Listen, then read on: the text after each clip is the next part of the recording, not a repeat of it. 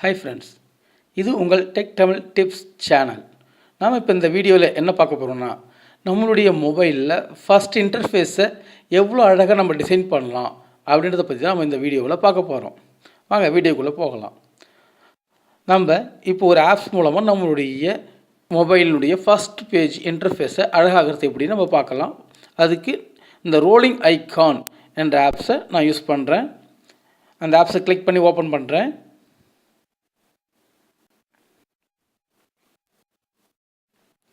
அந்த ஆப்ஸினுடைய இன்டர்ஃபேஸ் இதுதான், இப்படி தான் இருக்கும். அந்த ஆப்ஸில் பார்த்தீங்கன்னா செட்டிங்ஸ் இருக்குது, app icon, wallpaper, photo icon, start இருக்குது. நாம் ஃபஸ்ட் ஆப் நான் டேபை கிளிக் பண்ணுறேன். கிளிக் பண்ணிவிட்டு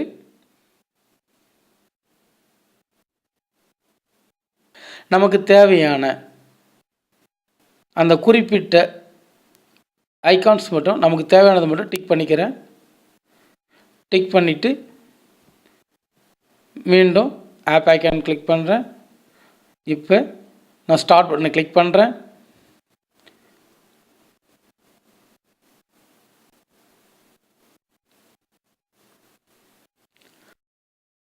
இப்போ பார்த்தீங்கன்னா நம்மளுடைய மொபைலில் இருக்கிற ஒவ்வொரு ஐக்கானும் நாம் இழுத்து விட்டோம்னா எந்த ஐக்கானை இழுத்து விட்டோமோ அழகாக எப்படி மூவிங் ஆகுது பாருங்கள்.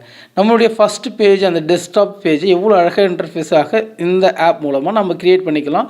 நமக்கு எந்த ஆப் மூலமும் நம்ம ஓப்பன் பண்ணி அழகாக இழுத்து விட்டோம்னா இந்த மாதிரி மூவ் ஆகும்.